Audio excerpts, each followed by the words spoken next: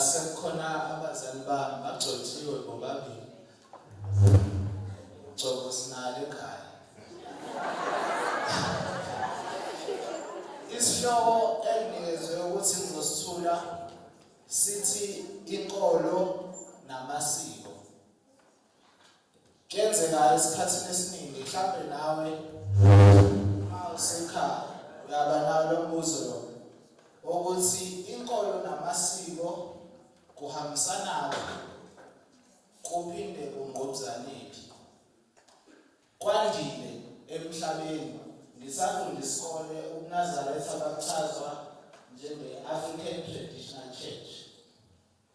Kodwa uma sithi siyabuka umlando, inkosi inyanga yezulu mabesitshela baba bathi yathi lenkolo akusiyo inkolo yesiZulu, inkolo yasezulwini. eBhayibhelini kuLevi 20:26 uzofunda nawe ekhaya. Uthi uNkulunkulu ngihlukanisile mina nganenza abami. Manje umbuzo esibe nawo sabantwana ukuze sihlele isihloko ukuthi mina njengeNazaretha eliwumZulu futhi ngoba makuchazwa amasiko kuthiwa impande zethu ezichaza ukuthina nezisihlukanisayo nomunye umuntu. Mina nje njengoba ngowambatha uzombona ngoba ngenze wakambatha ukuthi lo owakambatha. Uma sengisenkolweni uShembe sengihlukanisile wangenza ngabo wakhe. Ikuphi engihamba emasikweni ngifike ngithi uma kungqubuzana isiko nenkolo. Umfundisi ozokhuluma ngithi uJulayi ukhulume ngendaba yotshwala. Kade khuluma utshwala washumayela. Sikhule sazi ukuthi utshwala isiko ukuthi mawuhlala ufuna ugaya utshwala. Kodwa khona nemikhuba egcine yenziwa yaqokiswa engathi yamasiko nayo imikhuba. Manje umfundisi esizocela asichazele kona ukuthi ikupho kuyimikhuba, ikupho kwamasiko. Futhi uma kungqubuzana isiko nenkolo, mina njengomntwana woNazaretha ongumZulu ngenza kanjani? Ngiyabonga.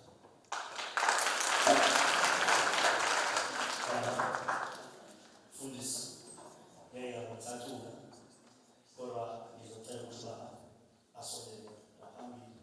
Ngenkathi basondela phambili ngizocela futhi ukuthi sibe sikhipha amapeni, ama-notes again emaselfonini ethu so that they know this and they note those questions so that this session is going to be fruitful. But singamukela ngeshwa baba.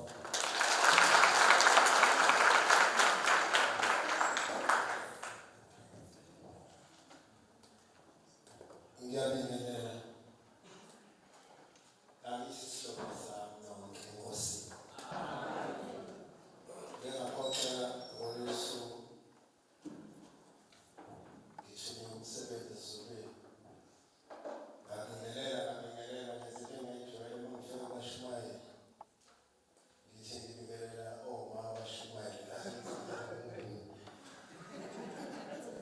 Ngase ngikhuluma unomphela nonoshela ukubingelela ngeyigaba ngibona ukuthi ngizocela ngemanzini. Bafowethu mhlawumbe ngingangeni endabeni yenkolo nesiko. Angiqale ngiphendule umntwana waphefumula ngaphezulu ekhuluma ngokuthi kukhona umuntu othina ekhuluma phakathi kwethu enkonzweni athi akazi ngi-aplaye ngikaze ngiyenze interview nontombela wabusholo waseMaritzburg eminyaka ecishe emningana edlule. Wathi akazange ahlale kwiphanela uzwe ukuthi kungani efanele ukuthi asebenze umsebenzi. Ngiyathanda futhi ukubona yacaphula ingoma ezikashela. Kukhona ingoma enendawo ethi ithelo zokulunga abanazo kuwe Nkosi bayiphiwa kuwe mangiphiwe nawe. Ngaso sonke isikhathi uShembe ubova ukumlinda ngoba esefika esezokuchathazela ugcina nawe usuhluleka ukuthi hawu engathi sengiphenga phezulu kwalokhu ntombi yakusho noma usibani banakusho. Bengithanda ukudlula lokho bese ngidlulela enkulumweni okufanele ngiyikhulume. Inkolo yomfowethu ijulile kakhulu. Awukwazi kahle ukuchazela umuntu ayibone ngaphandle mevele ethanda kuzo. Kakhulukazi masikhuluma ngale yethi inkolo ngoba kakhulu igcina kuShembe. Awukwazi ukukhuluma ngenkolo yamaNazaretha uShembe ungamphathanga. Ngoba ila isuka khona ibisiza kumina igcina isisabalele nomndeni wakithi. Okokuqala mawungena enkolweni kufanele ube nothando kaNkulunkulu. uNkulunkulu umthanda awube nazo izathu noma izaba oyidinga kuyena. Uyakholwa nje ngothando lwakho. Ngithi ke mawufika ngelibuzo ngithi ukhuluma umuntu right ngoba mangiphuma laphandle ngiyongena emotweni yomuntu mengamshiya la ngabe ngisenkingeni yokuthi imali engifaka petrol anginamoto anginawo uzomuhle uphela into engisela ngayo amakhosikazi mangani wangeza shop.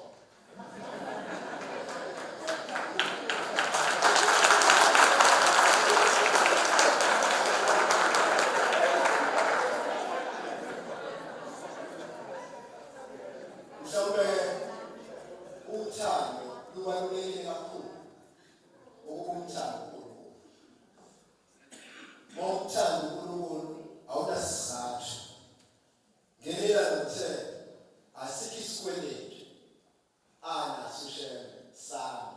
Yingakho lokhu ufika uhlinda abantu abayocela icele enkosini. Ngeke uvame ukuthola. Ngoba angiyiboni engayicela kuShembe ngoba ungeze ngaphila. Ngiphile engqondweni, ngiphile enyameni. Uma ngishala emoto ungase kuseni mina ngisekhaya ngingazange ngalala ngazange ngaphumula ngoba ngiyaphila physically ngingajimile. Khona abantu ababhusa ukuphila ngokujima mina njalo ayikho uShembe ngiyakholeka yona.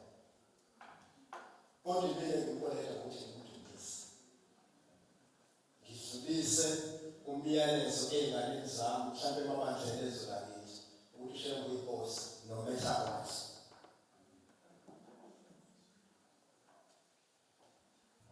Isiko alicabangi uShembe kodwa licabanga uShembe imikhuba.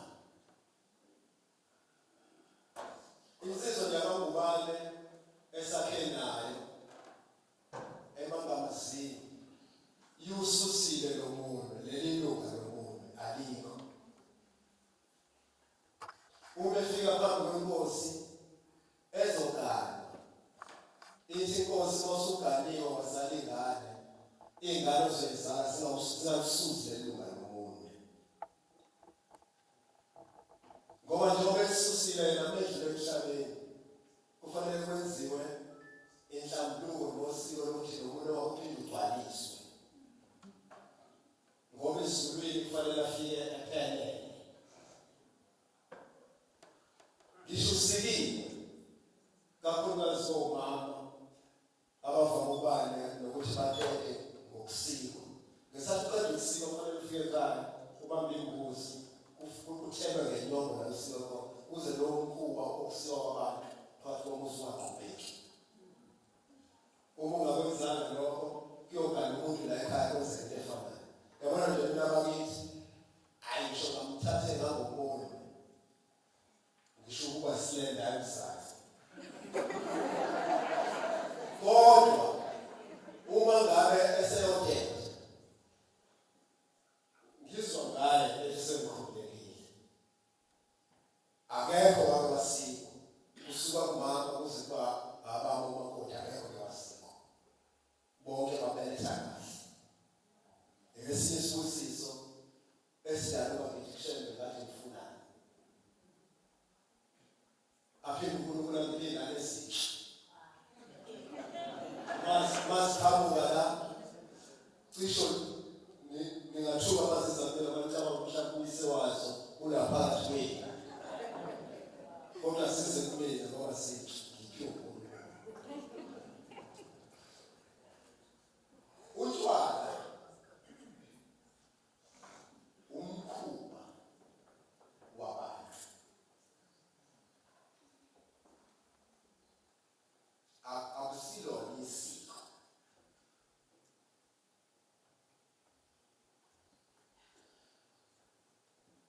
Uma usubenzile bakuthatha bakubeke ngasentsha ubobuka bakubeke emsamo. Lapho emsamo kufanele kube isilwane esikhona. Leso suke wenze ngaso umsebenzi. Kodwa bakubeka lapho ubile lapho uphihlile. Uma kunengqondo ehlambulukile yalolu hambo lwaleli bandla. Kusahlambulukile ngileyo. Okunye wenziwa ngobaba mabefika kuleli sonto. Abantu baba bangasekho babathathela amathikithi. Ithikithi lithathwa umuntu la ekhaya osuke ephendukile. Ethatha inkolo yobuNazaretha. Ayithathele umuntu ngeke uthathele umntwana uma engahambi ngeluku yabeNazaretha. Ngithi akahamba uthathe ithikithi esondweni. Ngoba ithikithi lomuntu osekhona. Baze babathengele eNazaretha. UMnazaretha inkosi isanda kusho ukuthi awugqokwa umuntu ongakhona. Ugqokwa abantu abakholwayo ebandleni lamaNazaretha. Uma kumndeni wakho wonke usuthathela amathikithi. Wawuvulela amasango. Wawuhlawulela ukhiphe esigodini sokusiza. Emzini yabo utshwala sangena kanjani? Wenzela bani? Ngoba bona benzile wena baba makhono. Cisho isala lapho kwabantu abaningi. Ukuthi ma ukhona wena usafuna ugaya. Musu bafale kuphakamenele labo bakini. Qhubeka nomkhuba bakini ubaphuthwala lapha. Ukholwe wedwa. Ubususiza futhi abatshamshe kungafani. Ngoba usufaka abatshamshe obhekayo. Lo ususho ukuthi uyithembele. Umuntu mengeke kithi fanele akusiza ke njengasethembele. Angimlinganisele. Ufika insizwa kaMakhathini. Ngihleze emnyango la kubaleka kakhulu ilanga ngihleze emnyango isonto. Bahamba nomuntu umama. Bebeya umthandazo. Bafika kule ngokhi. Wayesethi lo mama asiye kumdluli. Mhlawumbe uzosisiza lento ebesiyela kumthandazo. Bafike ekhaya bafika nje abahlalisa khona emnyango. Asithandazana, asikhululanga inkathulo saxoxa ngoba bafike empeleni. Uthi lo mfana umkakhe nontombi yakhe baba bengashadile. Baxabana. Wabona wesifazane ukuthi lo muntu into esibangile ngeke ngithethelele. Wayesekhetha ukuthi ahamba kubo. Mayefika kubo wayesekhipha isizwe. Ubengazi owesilisa ukuthi intombi yakhe ikhulelwe. Wahamba isikhathi baxolelana. Uma sebexolelene usiyamxoxela. Ukuthi noma sasiqabe nokusothile ngaze ngabuyela ekhaya. Ngakhetha ukukhipha umntwana wempilo. Ngongakazi ukuthi ngikhulelwe ngamkhipha ngamchitha.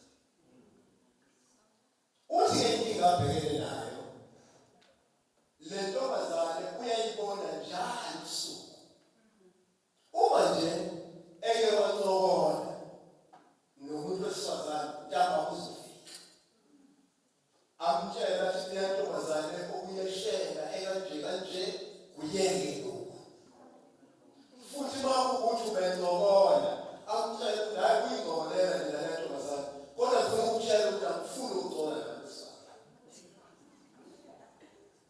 yazi yamhlupha lento siyabasukisa la mthanda zama-50,000 kunye ngithi ngiyabona-ke njengoba ebuya eza kuwena ingoba wazi wena emhlabeni ukuthi wena indoda yakhe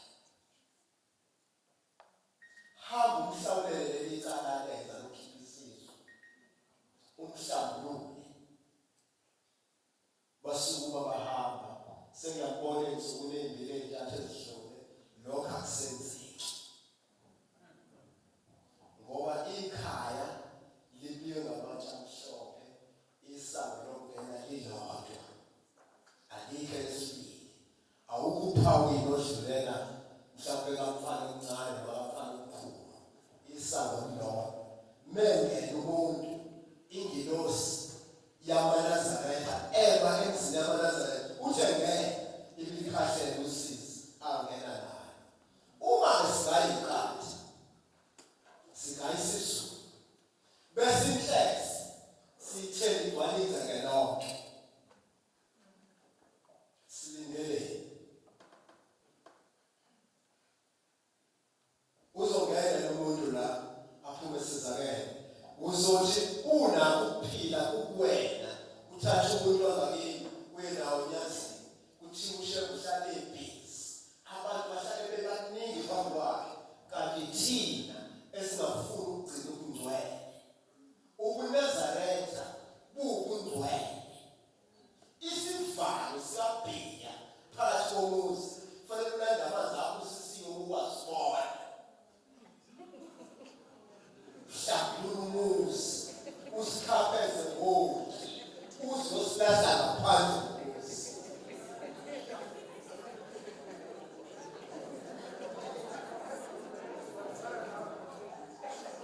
inkosi yakaZulu ithi kufika unkosikazi wathi ekhaya ngizokwenza umsebenzi lapha ekhaya babephuza abanikazi balomuzi ngicela nkosi ukwenza ukhanjani ithi inkosi yena yiso kaNkulunkulu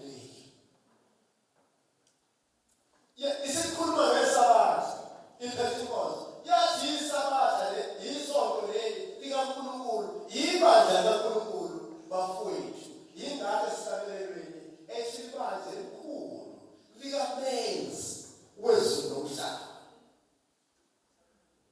sesingene ekuhlonipheni imini enkulu eyahlonishwa ngabafowethu benzi wezulu nomhlaba mhlawumbe angiphinde ngicaphule ezinye izinto engibona amaNazaretha ezihlela kungafanele yabona abantu-ke nezokuthiwa ngisesigodlweni ngiyothwasa kuthiwa umfundisi umdluli uyothwasa ngiyacela nathesa niye kanye ekhaya ehleni nithi baba umfundisi usesigodlweni sicela nkosi umkhiphe asilaleli la abantu bakithi abalelo thini lomhlaba silalela uShewe izwi lakhe ilona lokugcina ngoba nabo bafuna imishebe badinga imishebe kwenzeka kanjani u-75% suniko wamkhulu bese kushebe 25% ekhaya mina njengoba ngibla uma wengabathola abantwana engabatholi athi malifike enkosini ilanga ithi inkosi wena ntombazane yakantshinga indawo engahlala umuntu awunayo yabona ukulahliswa ithemba bukhoma ngala emzini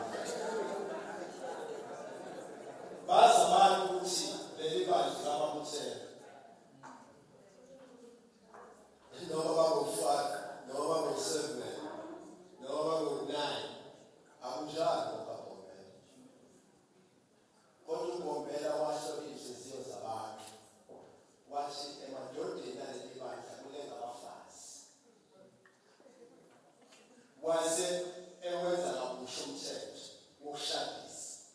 Kukhona indawana lapha encwadini yokushadisa yebandla ethi ukhetha ukushada phakathi kukaNkulunkulu nowabantu. Angazi-ke noma nasetshwaleni kufanele kusho njani. Ukhethani ubungcwele notshwala babantu.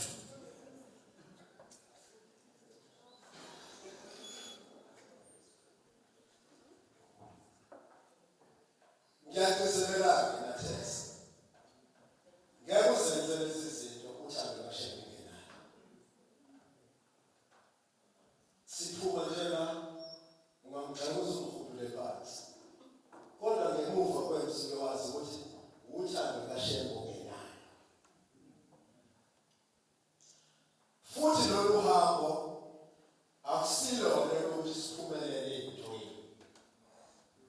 Akusilona ukuthi sibe namabhasi, sibe nabafazi abaningi, sibe nengane ezinhle njengoba ezakithi, sibe ney'moto ey'nkulu. Kodwa inhloso yokuba khona lolu hambo ukuthi siye ezulwini. Ikhona yini izulu? Likhona elamaNazaretha. Lapha siyakhona. Abakwazi Shembe ukuthatha umzi wamaNazaretha lapha siyakhona ungekho. Ngoba akazaqaba. Akakwazi futhi uShembe ukuthi athi ngikhumbule esivinini ngiyogcina ngivalelise. Athi kuhle kangaka ekhaya lethu. Ngabe ngiyahlabelela manje ngiphoqele izingane ey'hlabelele kahle. Umuntu lo wenza into kahle ngingafuni ukumphoqa ngifake yami ngoba izolimala into yakhe enhle yakesilalele. Kuhle kangaka ekhaya lethu lapha siyakhona igolide nesiliva elihle alithathi lutho. Ngiyaphinda ngekagcizelele Mshembe ekhuluma ngento engekho. Bakhona abantu emhlabeni abangaqambela amanga. Angazi ukuthi uMshembe uma engasiqambela amanga angathi ngoba yini. Kukhona abantu abakuleli bandla abavele bathi ngithandile nje mina ukuba yiNazaretha. Inkosi langa yake yasisungulisa ngenina. Yathi abafika la ekhaya begula. Bacela ukusindiswa basinda baphume. Kwathi kufika baphuma. Wathi abafika bezofuna abantwana abaphume baphuma. Abafika bezofuna imisebenzi bengayitholi abaphume baphuma. Abafika bezofuna ugano babona umuntu awacela uNkulunkulu athi ngicela ugano. Wenza isozi usukushenye into uma uyocela ugano. Njengoba ngilamanga wena ngaze ngicela ugano uNkulunkulu. Ngiyagana ngitshokotsoko zamakhosikazi. Njengoba ngiyilana angabazi ukusekhaya. Angimdlisanga. Ngoba ngumdlisa isono. Kufanele umuntu akuthande ngokwemvelo.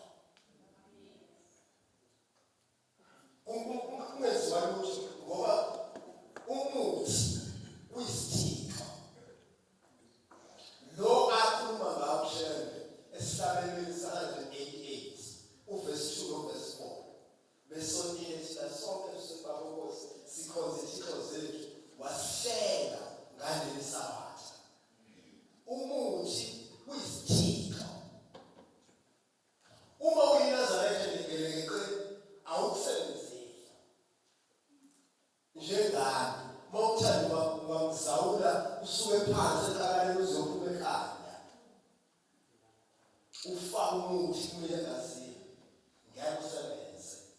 Ngoba ngibushiwe nje ukuthi mina ngiyiNazaretha. Ngakho-ke lo muthi isithixo ziningi izinto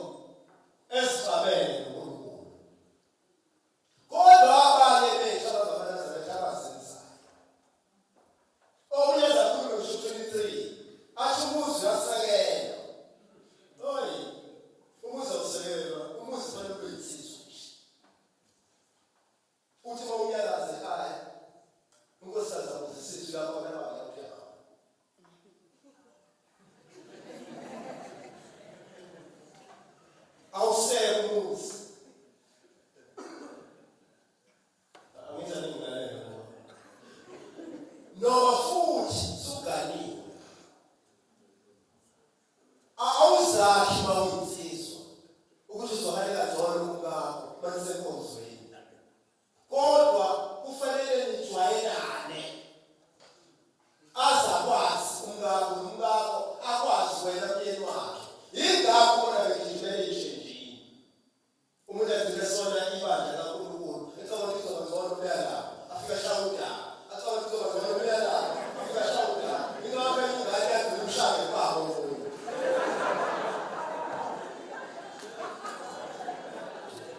Imikhuba yethu asikayihlanganisi nenkomo. Inkolo kaShembe ufike nayo vele ezulwini 108 verse 4 ifanele ligciniwe ligcinelwe nina umhlaba nezulu kungakabibikho. Yayibaphi imithi kwakungabutshwala uma izulu langakabibikho ngokutshwala kufike nabantu. Yayisiyasizwa lenkolo ungani eselwa thina wayesihawukela uJehova njengoba esihlaleni sakhe sesabathu ukuba sitabule ithixweni esikuzo siphile impilo yasezulwini siphile impilo yobungcwele.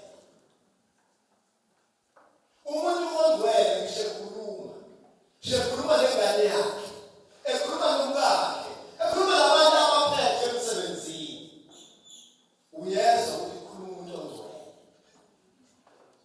akanawo wena akanawo khama nonke akanawo umncane ihlanganeni yakwezela aza uShembe nokuyithuma ithume ngegama kaJehova indodana yakho nendodakazi yakho uJehova ushona sithobekele. Hayi ukuthi hamba wena uye lapha esitolo ufela amathe phansi muke wabuye eseshile lamathe uzoyibona ufana nobani. Akusiyona imfundiso yaleli bandla, imikhuba yabantu.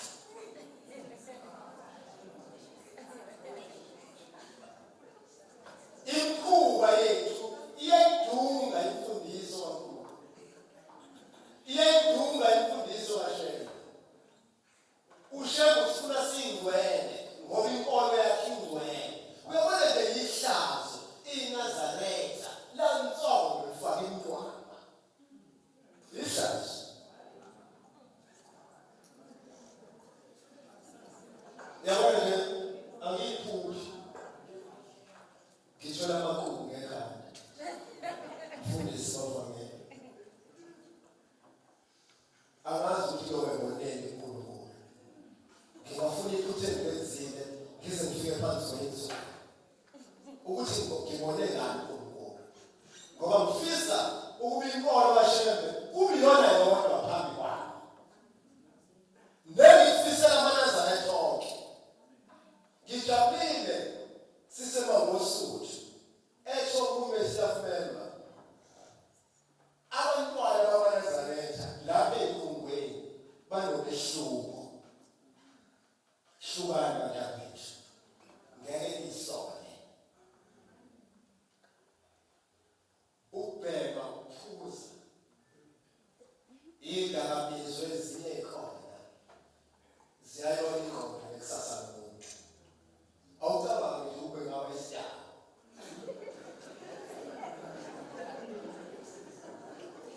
ufike ungabazwa kahle ubone ukuthi ngesathi wakhiwa uNkulunkulu ofana la ijahe khona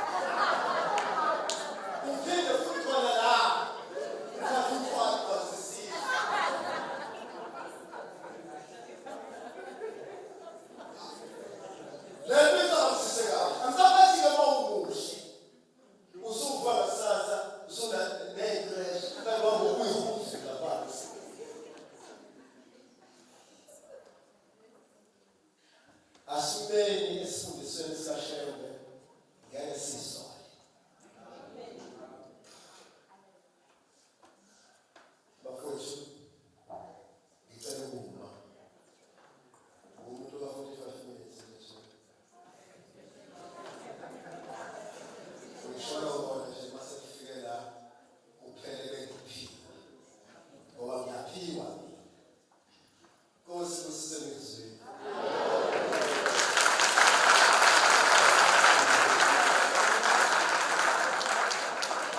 Baba mfundisi.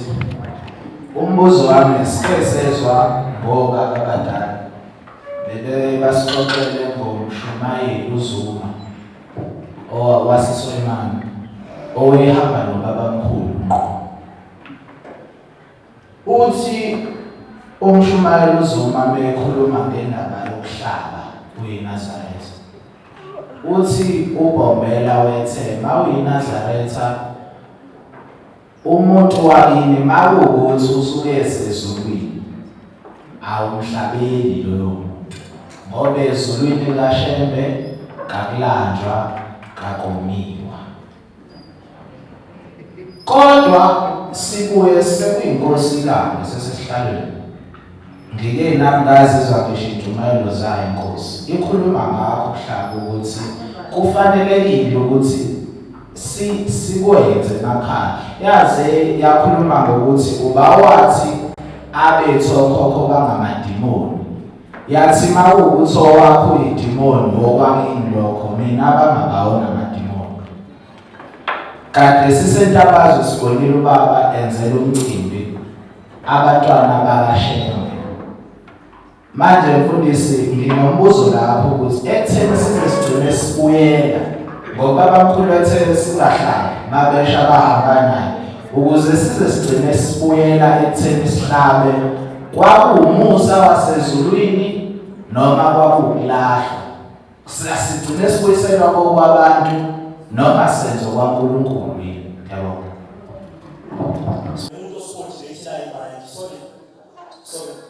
All of us, attention to me. Thank you. Sinomuntu osibonile imali. So ngizocela ngaphansi ukuthi bayisuka wena ngaphansi iyakuyena isuke no bayisuka wena bazokhuluma ngaphansi iyakuyena yekusika ngafika njalo kanjalo so that izokwazi ukuthi program change yabo.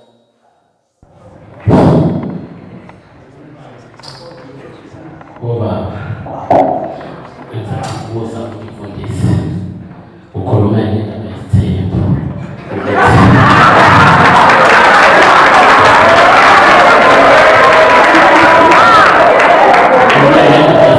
ukuthi khona umshado kaNkulunkulu khona ngenhliziyo yomuntu.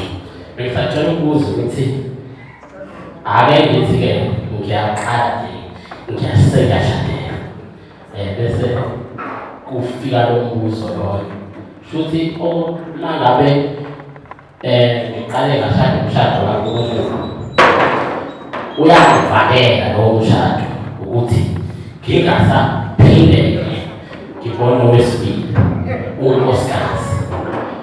Okusho ukuthi kubalulekile ukuthi uma uzimisela ukuthi ngelinye ilanga uyophinde ushadela shuthi vele kumele uthathe umshado wenhliziyo imbuzo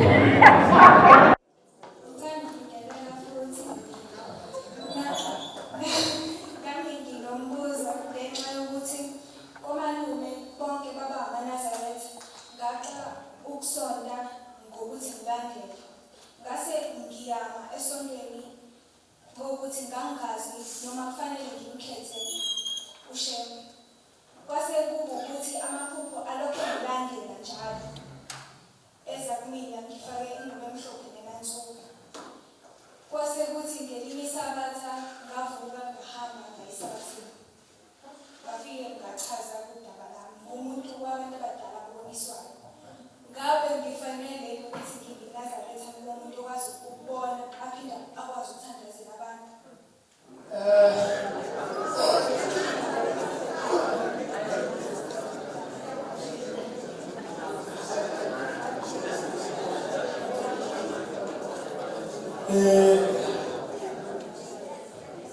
Siyabonga.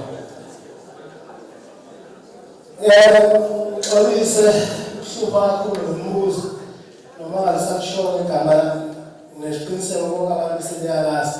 Akisho ukuthi ngenzela isonto elizayo cha kodwa ngisho abantu sebeyalazi igama lami. Nginemibuzo emibili engicela ukuyibuza umfundisi.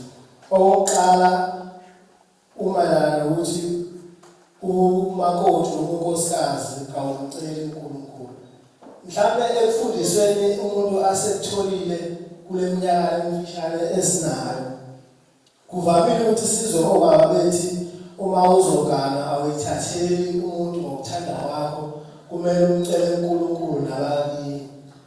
Okubuye kudide kancane-ke phela ngoba mase ngicela kwabakithi mhlampe wathi nifuna umcela ekhehleni mhlampe lalingakwazi ukubona umuntu omuhle kodwa la uNkulunkulu mhlampe angazi ukuthi ngempela akufanele simcele noma angazi ngicela uba basikhanyisele la. Okwesibili, umayelana nendaba yabantu abadala noma ngasabanga ukuthwasa ngqo, kodwa kuyenzeka sizwe kuthiwa abantu bashushwa umoya badinga ukwenzelwa amagobongo, kubalwe lokhu nalokhu ukuze kuthiwa nezinto zabo zimnyama ayihlangani ngoba kuphoqa ukuthi mhlawumbe enzelwe amagobongo noma ethule umoya. Lokho engabe kuyinto eyamukelekile ukuthi ungayimi uyothwasa, kodwa amagobongo lawo enziwayo ayahambisana nale nkolo yakithi. Ngiyabonga.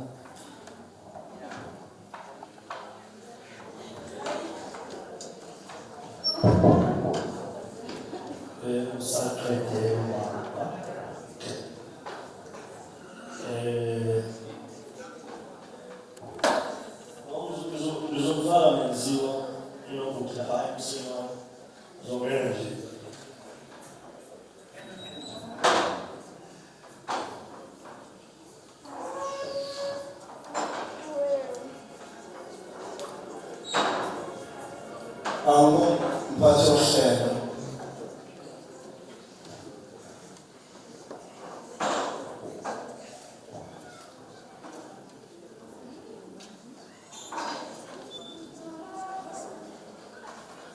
angiqale kumfowethu lo okhulume ngokuhlala eqale emuva kwabamkhulu ukuthi babamkhulu wayethini.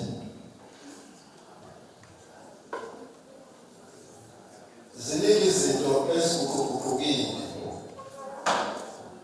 kusukela enkosini babamkhulu kuze kube manje. Ake ngilinganisele enye inkolo yabantu babamkhulu. AmaNazaretha enkosi babamkhulu ayingesifaki isithathu, not at all.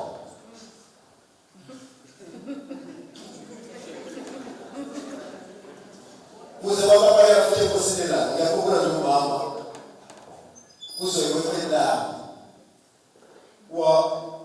kwamuzuthi ngihleke umfana eThekwini ezihamba ngiyabala 5-10 umama akosala mina kusuke enkosini babamkhulu kuze umama umfundisi waphumula mangena bengasifaki isithathu sihambe emhlabeni. Kodwa ngokuguquka kwezinto AmaNazaretha asifake isithathu futhi siyakugxeka ukuthi ufake isudu usohamba ngenyawo. Mawuzohamba ngonyawo ufake ibheshu ufake idavathi usuhamba ngonyawo. Mawusufake isithathu ufake ibheshu akusekhona futhi. Kufanele nesibe sekontent engamaNazaretha.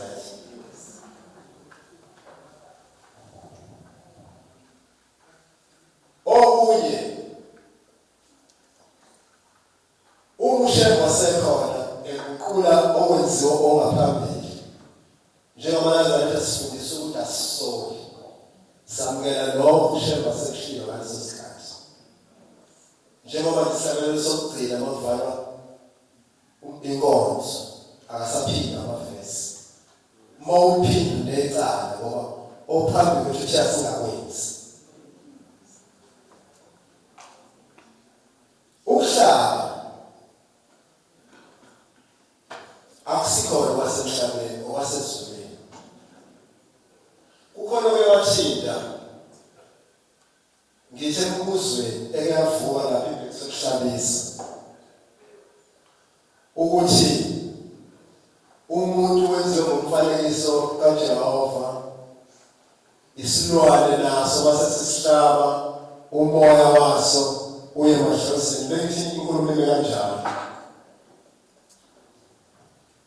ngesikhathi udala into enziwa uNkulunkulu umoya awufaka kumuntu esilwaneni noma intoni okufanele iphile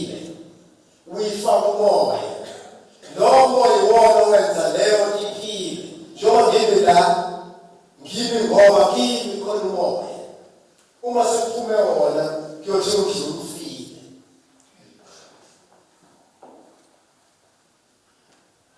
uma uphuma nophefumulo kimi njengoba yini uyahamba uyezulwini ingakho kuthiwa sibulala isilwane ungenasizathu kungaba imbuzi ngaba yini ngaba yini ngeke ngikhulume ngesikhathi ngoba sikhuluma ngaso sikhuluma ngembuzi nenkomo noma ngabe uzoyiqedela kanti igula kufanele ushokuthile ngoba uzokhipha umphefumulo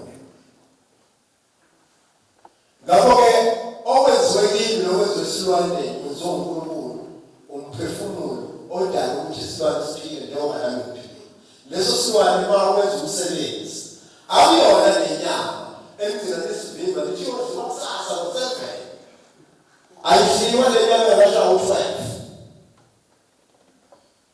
abayidli abadala umphefumulo wesilwane oyabona onikela ngawo ubona bese kuthi inyama idliwe yibo bonke abantu ngoba ithuna lembuzi nelenkomo liseyiswini zethu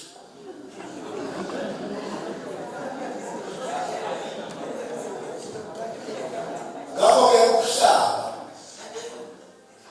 okwasezulwini okwabantu basezulwini ithina kuphela sinamathuna konke esimpelayo sizwayo ngaphandle kwembuzi iyifele futhi nayo nginika abantu abangahlukanisi ukuthi abadlo benza bethahlukanisi ngingahlukanisile nabanye abantu kusho kuphela ngisathi phakathi isandla sokusho lokho ngiyasehlukanisa manje nomhlaba ngizokwenza okwasezulwini bese kubuyela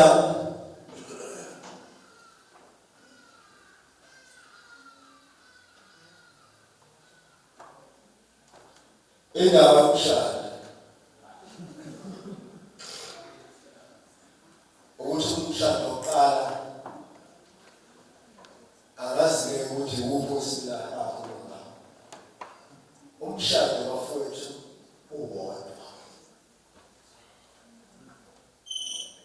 umshado nje uwodwa ushada kanye lelo zwi alishiwo kwabesifazane kuphela ngoba nibabophezela uthi usubhedile ingane sibaleke iyakubo ukusuthi uzungaganike ngoba umshado wodwa kodwa wena khokha ngala uthi ngaba yamazwi uyameseka umkakho ukuthi vele senkolweni eqondile wena phumela ngaphandle senkolweni yabantu uma nisuthatha ingane yabantu qinisekisa ukuthi umkakho for life ngiganiwe ngizela abantwana ngifuna ngenye ayikho ebuhlungu njengokuthi umkakho semhlale naye 15 years bese uyaganwa wena usulethe kancane enzohamba nayo lesha lenyuka ugcine futhi usuphelela kuyona abantu besithemba abavama ukubafe ukuphelela kamamkhulu kufika ngoba esezondwayo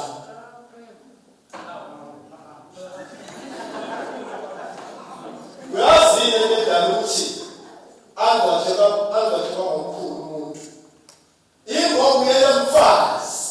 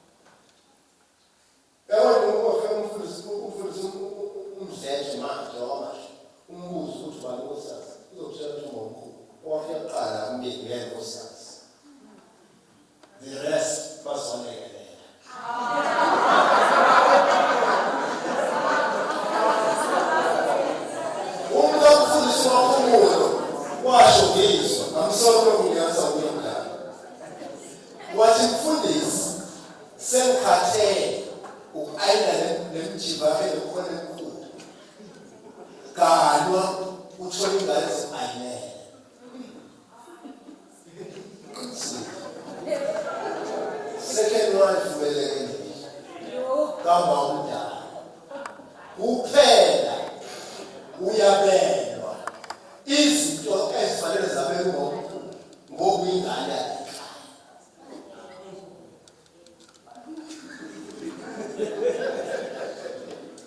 Kodwa umnikazi womuzi uma ukhona ingakushembe ethatha ngokushaya phakathi kwaNkulunkulu wabantu. Ngoba lokho awukisho nendaba yami kubhalwa phansi ukuthi uSimani bangakanene mhlawumbe uzalo omncane noma uzalo omawuphakathi. Mina ngikhuluma kahle ngoba sisithembile ngizalo omncane ngizalo omncane kodwa inkosikazi kaBaba kokumanzo umbawe umelekele yingakho ngikhona umuzi kaBaba uqhubeka. Okwesibili, uma ungena esithembeni kufanele ube nesiqiniseko sokuthi ingane zakho uzoyishiya zimoya munye ngoba masike zahlukana kuyabhedlela. Lo muzi siyabonga isawubona ukhona Shabisi awusephume lo muzi siyabonga ukhona mfazi munye mfowethu. Okwesibili wabantu uyakhathaza khona umuzi lapho mkhulu la emabangeni uhamba lapha ngazobovu uphuma mkhulu unamakhosikazi amathathu ingane zakhona bazesikolweni ephambili yokuqala bathola isegrawundini eyokugcina iselanyeshini ithe masifile indoda umfana wabamkhulu waganywa umakoti wafika sikhulisiwe wathi noma ushadiwe nawe la ngiyaphuma la indodana yakho ngokwakho umuzi ngeke uphinde ngene la ekhaya ngongena la ekhaya uma sibambane ngasekho noma sibambane ngasekho washukana umuzi umnikazi wayo umuzi uthule ezulwini mayesha ingozi yesiko isiqiniseko uzothatha sokuthi uzokwazi ukuhlanganisa ingqondo zabantu. uNkulunkulu kuphela ongesikho nomuntu into enhle mawufuna ezulwini shana unkosikazi wayedwa.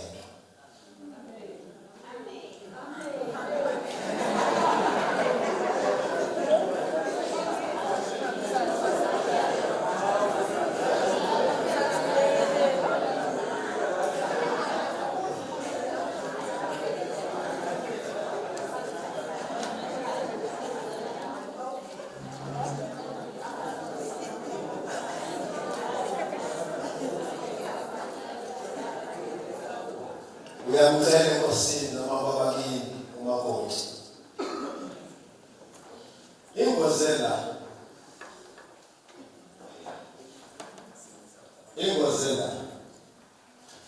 sumceleli bese kuba khona izinto ongayithanda sefikile wenze njalo.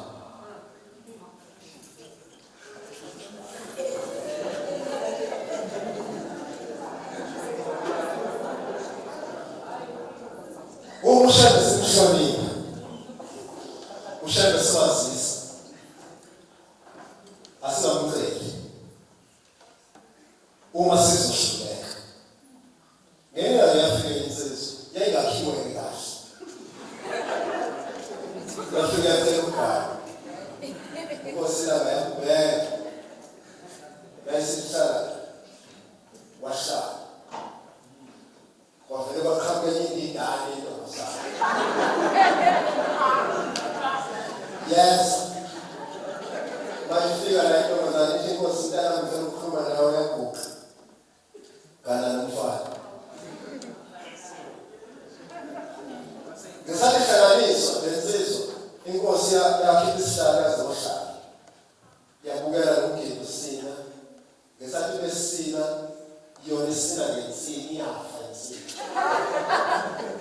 yayisheka izibambe isishaka ububi balesingane eshawazi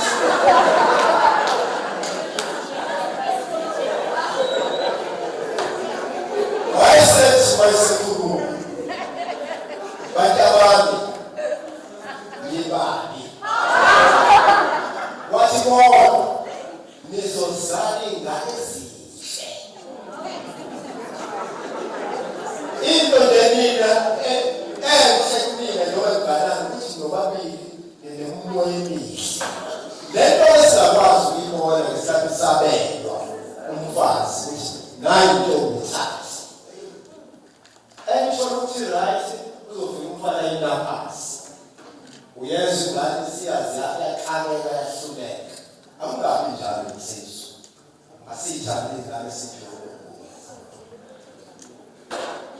nani bathanda amadoda angatshelwa phela uyazi ukuthi uma umake wamgeza unyawo phela 3 months ungakhohliwe ngoba ukuthi ngifike ngikhathele ekhaya phela phela ibhamazi libhedeni ngize sebeka amanzi ngaphansi kombhede angigeza inyawo phela 3 months ungakhohliwe uthi khona isandla sezamthenda inyawo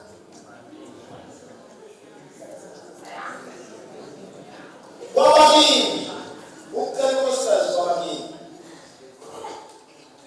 kuzokwenzeka kushaya khona umuntu afuna ukumvusa la ekhaya owayexabana nohambo kaShembe bawuvusele umntwana kufika umuntu ongamlindele ebese uba nobodwa mhlawumbe wesithathu ugcina usukugudlukile kuyena uzokwenza njani le nto iyafana umndeni uShembe into isabela abaphasona fanele isabela noma sinjani noShembe ngomdala fanele isabela fanele isabela noma sinjani manje yayiphuzulini abashosha abantu abadala mntana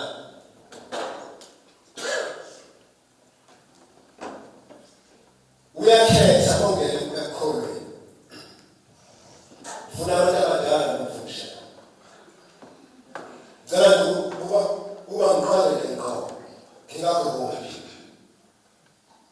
ingakho inkosi izeyenza ubhabhaniso lwesibili lwemoya ukuthi ohlushwa umoya ayemanzini ayobhabhadiswa babhadisela umoya ukuthi iphenduke ihambe ngendlela yenkomo yaseNazaretha abasebenzele mhlawumbe omunye wena acela ukungena phezulu kantombi lathi ngicela ukubona ekameni lakho kugcwele ikhwama lapha zenyanga ney'ngubo zenyanga ubaphutse emfuleni abesebenza ababuyisele ekugcweleni bohambo lwalapha ekhaya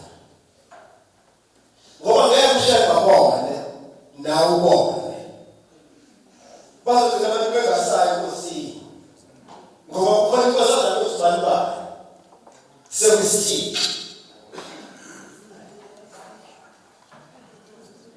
uma singisizile enkosazana naku lenkosazana yami kubukela amazinyo okusuthi hayi ngawamisa mbela amazinyo omshoro angasakhuluka ngizobonga bani wena nonyazi